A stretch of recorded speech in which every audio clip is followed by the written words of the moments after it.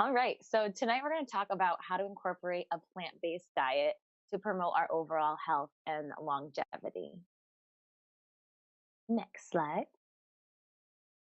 So I already kind of talked about myself. Like I said, I'm a registered dietitian.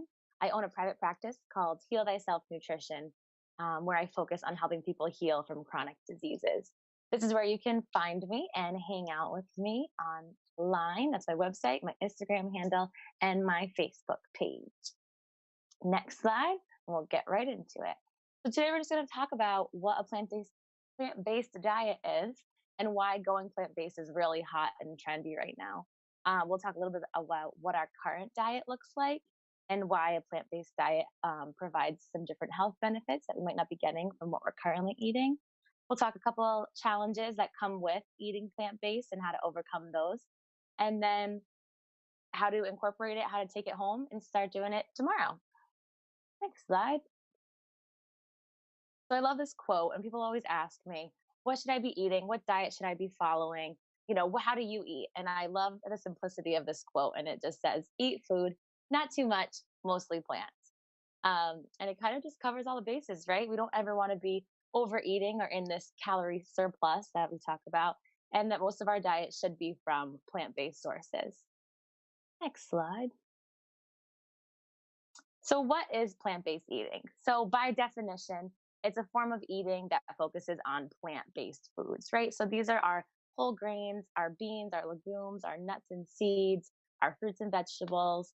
There's no processing, there's not much processing with plant based foods. These are the foods that I always say, like, we're here before us, they're going to be here after us. And by definition, a plant based diet is one that is low with animal food products. Next slide. So a plant-based diet is high in all of those foods, like I was saying, which provides a lot of fiber, a lot of vitamins and minerals, some good healthy fats, and phytochemicals. So, right, all the color that comes with our fruits and vegetables, they provide all these nutrients for our cells, and they fall on the lower glycemic end when we think about carbohydrates, which is shown to have a longer health and longevity for people. So, plant-based diet is low in saturated fats, cholesterol, sodium, toxins, and these things called glycated end products that are formed when we cook or cure or process meats. So it's low in those things. So that's why we'll talk about in a few how beneficial it can be to our health. Next slide. So as we were saying, like the plant-based movement is growing. So it's exciting that people are kind of becoming more educated, becoming more in control of what they want to ask for from our food makers, from our farmers, and things like that. And they're realizing that a plant based style of eating is ultimately healthier for the long term. People are doing these things called meatless Mondays. We see that everywhere on Instagram. They're even incorporating it in school programs and school lunches on college campuses. So that's cool that it's kind of, happening on a bigger scale. Of course, there's a lot of celebrity promotion, which helps it grow. And then there's websites, blogs, and diets specifically focused on plant based eating. Next slide. So, where does the science kind of land with eating way? So, they say that a vegetarian style, so, lots of fruits, vegetables, plants, has been shown to improve health outcomes in lowering obesity, cardiovascular disease, blood pressure, and just total overall mortality. So, lowering the death risk. Studies are showing that there's less inflammation with a diet like this, that we have a better immune response. So, our immune system is stronger, that our gut is healthier. It's getting a lot more diverse probiotic, prebiotic foods that it likes, which again is going to help our immune system if we know that our immune system is housed right in our bellies, in our gut. There's a lot of brain protection, again, that does stem from all of the nutrients, prebiotic foods that we're giving our guts. We have that direct correlation with the gut and the brain. And a plant based diet has been shown in studies to prevent, treat, and reverse some of the most chronic diseases, like you can see here. So, cardiovascular disease, diabetes, kidney disease, hypertension, arthritis, etc., even some cancer. Next slide. So this is kind of where we stand right now as the typical American diet. We actually call it the standard American diet or the SAD diet. So plant food sources take up about 12%, as you can see here, where most of our diet is from these processed foods, right? There's a lot of added sugars and fats and oils, a lot of refining of our grains, so the reprocessing of certain grains. And I teach a class on reading labels and kind of picking out where these foods come into play a lot in our diet. And I think you'd be surprised how often and in the big amounts that they are in the foods that we consume every day. This is pretty much what the standard diet of an American looks like. And you can see in the corner that a quarter of it comes from animal foods. And again, only 12% from plant foods. Next one.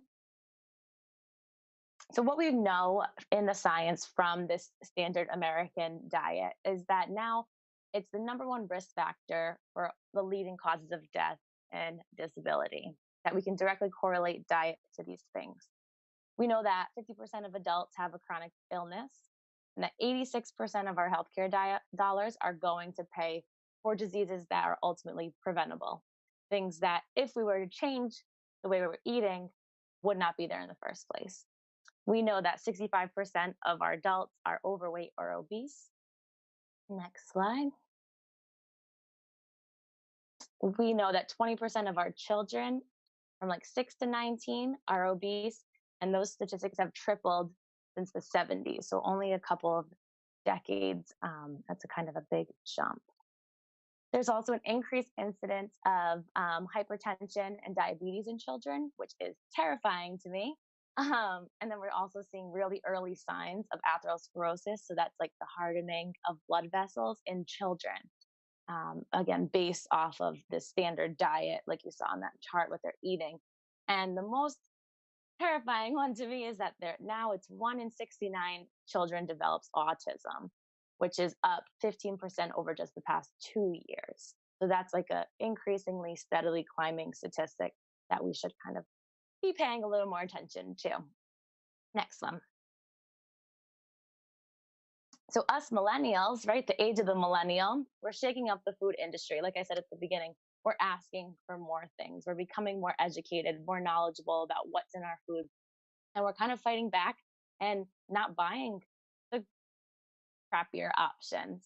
So 70% of the population has reported reducing their meat consumption or completely taking meat off of the table altogether, based on the statistic I was showing you before about where we currently are in our healthcare related to our diet, and also the benefits of incorporating more of a plant-based meal.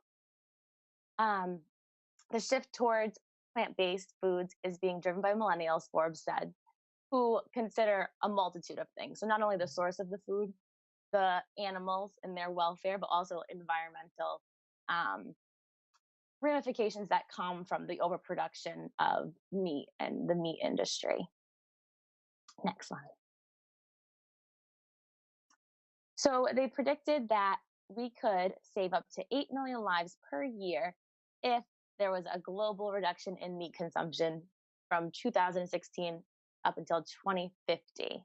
That we could save a lot of healthcare dollars, about $31 trillion, and that could really put a big dent in the entire economy, just switching over to a more plant-based style of eating.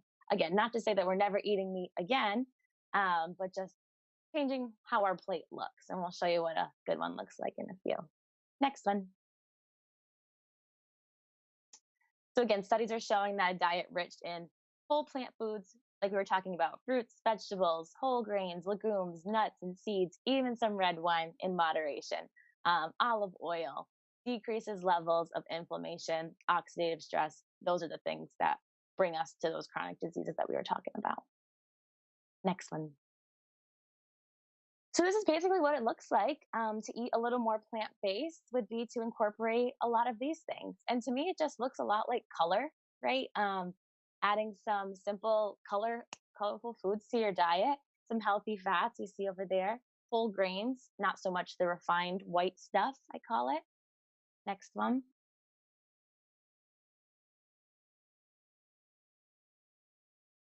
So again, yeah, basically we're just going to include more legumes, so beans, lentils, peas, things like that. whole soy foods, which we'll get into for the rest of this series. So tofu, tempeh, soy milks, nuts, and nut butters. So using those as good protein sources and just having those for snacks and adding them to your salads and to your plates. Same with the seeds and seed butters. Switching over again from refined white grain to whole grains. So um, brown stuff, the more multi-grain oats, brown rice, buckwheat. And then, of course, more color in fruits and vegetables. Next one. So some common concerns when people transition over to less meat intake and more plant-based sources are, will I get enough protein?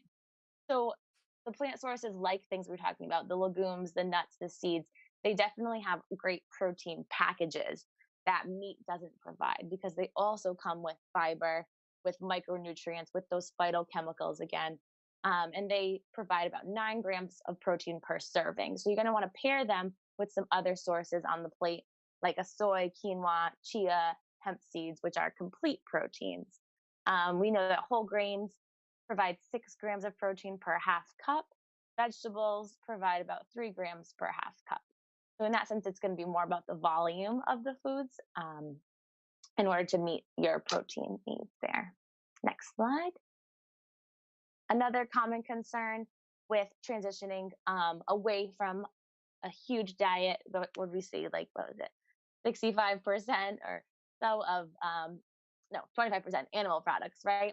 Switching over from that to more plant-based foods is, do I get enough B12? So B12 is the vitamin that's available only from animal products.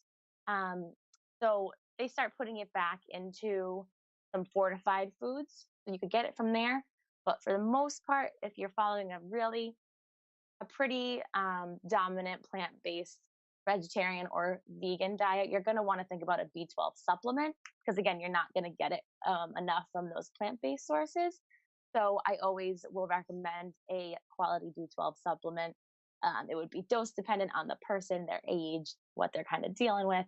But I always recommend that a vegan takes a B12 supplement every day because they will definitely not ever get any of it because they're not, they're completely avoiding animal products. Next one. So some challenges for plant-based eating and starting to transition over are sometimes the lack of knowledge of how to cook some of the foods. I remember like looking at a bag of beans and being like, what do I do with this? Like, how do these work? Putting them into too much water and not enough water and, who knows what. So there's a little learning curve there. There's a learning curve with these foods that we're unfamiliar with, right? The tofu and tempeh and things like that, that I'm so excited to learn about tomorrow and part of the series. And I think that's why it's such a cool blend of topics because this is where the challenge comes. They're like, okay, but I don't really know how to make this kind of stuff because there is a little more preparation and thought to be put into it in order to, again, make sure you're getting enough of each, macronutrient, but also getting enough food in for your day. Next slide. So how can we start? Like, how can tomorrow we start to incorporate some more plants into our diet? And everyone laughs when I call it, like, it's funny that we call it plant-based diet. Of course, it's what they are. Everyone's like, I'm not just going to start eating plants out of the ground. Silly. But all we can do is add some veggies to our breakfast plate, right? We live in this standard American diet where breakfast has to look like pancakes and bacon and home fries and biscuits, right? That's the typical American diet. So if we added a couple of veggies, sauteed some veggies up in the morning and cracked an egg over it, like that is awesome. That's a great idea. We could try to do the meatless Mondays or participate in places that do that, or make it a fun thing in your household to think of a fun recipe you could make on Mondays to try to do a meatless Monday.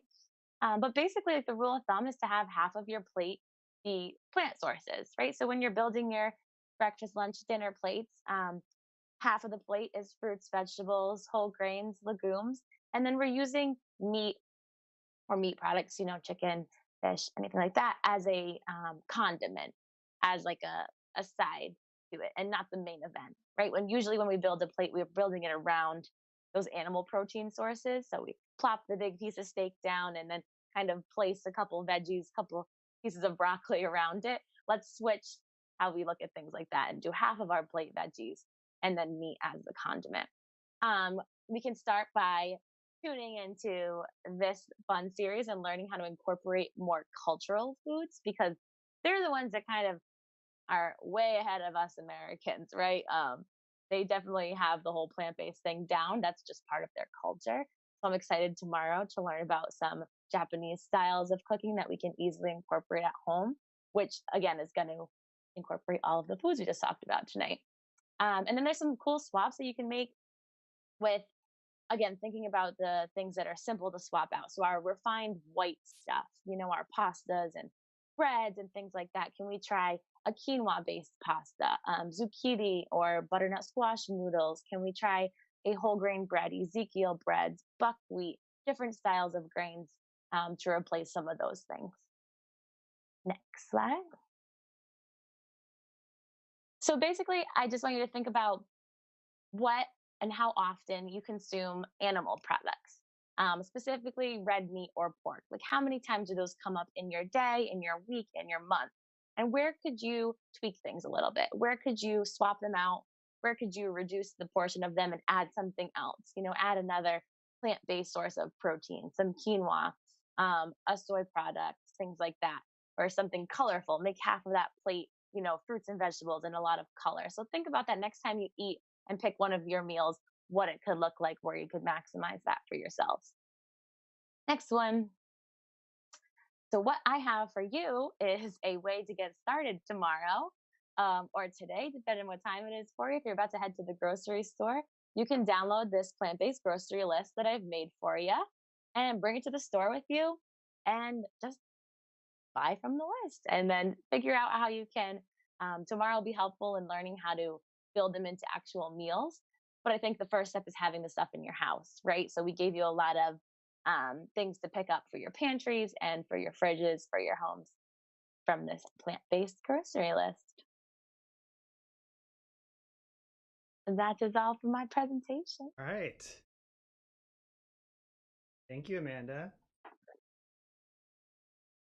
Yeah, so if you're just tuning in, we just finished our little You're slide welcome. deck, That's fun. and Amanda put together a shopping list for you if you want to try going plant-based.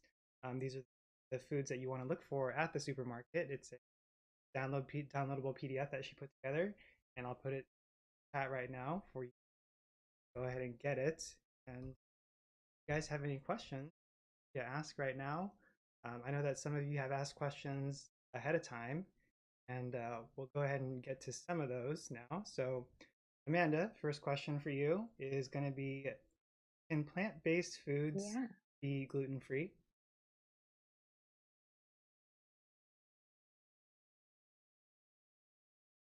Yes.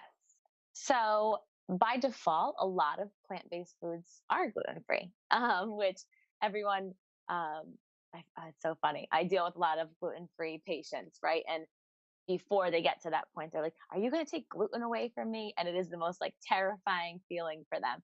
And I wonder what is the actual product that they're holding on to so much, and they're surprised at how much more they can eat that again naturally doesn't have gluten in it.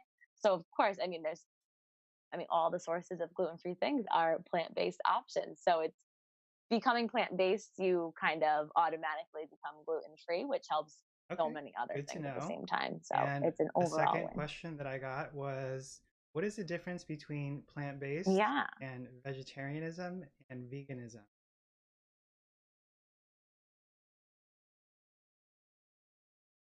Mm. So plant-based is pretty much the diet or the title that I would probably emphasize with the most. People are like, "What diet do you follow?" Right? You're the dietitian, and I never want to feel like I'm restricting myself or cutting any one thing out fully. So plant based is one that allows for some animal products. It's just again, like we talked about, not the main event.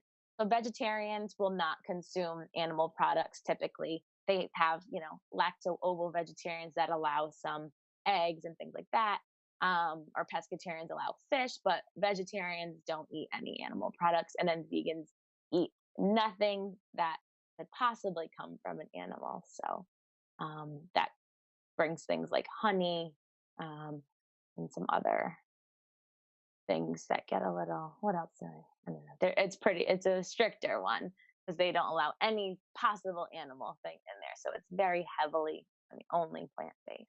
But Okay. a plant-based diet allows for a little more Sounds very good. flexibility I'm all about if that's what you're flexibility going myself. for. I'm So sure. you're allowed to have some things. Yeah. Right. Me too. That's the one, like I said, I could like resonate with the most because I didn't want to, put a label on myself in that sense. So I love plant-based, and then I like incorporating plant-based. It kind of takes the pressure off of it because you're allowed to have that wiggle room and, you know, kind of have a little more freedom. If you go to a party and there's only Okay. XYZ option, like you So don't have to another feel like you question can't that I have got, foods. as a So it definitely allows nutritionist for or a that dietitian, flexibility. how did you get into plant-based food? Hmm. Yeah. I think the science is really, I mean, so we're science-based practitioners, and I think it's just irrefutable the difference. Like we kind of showed you the stats of our current healthcare situation and all of the things that incorporating a more plant-based diet can help fix. So that for me was such an easy thing to not get on board with, but just really dive deeper into and figure out how to make it manageable and doable for my patients so that we could eliminate those diseases that they were dealing with. And then once you see that work, I Right. mean, you're Very sold, cool. right? Okay. As a practitioner, at Um, least. yeah, so Yeah. tomorrow, and the last So day, what are we tomorrow we're talking going to be about actually talking tomorrow? about Japanese specifically, and if Japanese food can't be plant-based. Plant-based isn't really a Japanese term, American term, I think. There isn't really a Japanese word for it. I have a word for vegetarianism, but Yes. and that's something that we'll be talking about on Thursday, April 4th. It's going to be at 6 o'clock. So if you are interested in that topic, make sure you join I and know I'm kidding, not the alarm tomorrow, bell of on the course. link and the hat so that you get the notification or reminder we're going to be going live. And on Friday, we're actually going to be going a little bit more in detail on a couple topics that some people have asked. That's going to be soybeans, soy products, tofu, tempeh, all of those different soy products, as well as fermented food. So both of those things are actually pretty significant in Japanese Hmm. diet, which you may or may not know. Yeah. That's going to be our topic for Friday. So if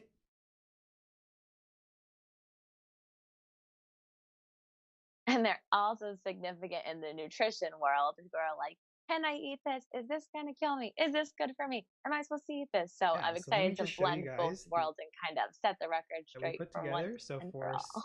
the next 2 days, this is what we're out. It's going to be Thursday and Friday, 6 o'clock Pacific time, same place on my YouTube channel. So if you'd like to join, make sure to visit uh, this channel again, and we hope to see you later this week. And if you have any questions or comments, feel free to leave them on the comment section below this video or on the next two videos for later this week. Appreciate you guys joining. I think other than that, I guess both of us will see you in our next video. So again, all right, see you later.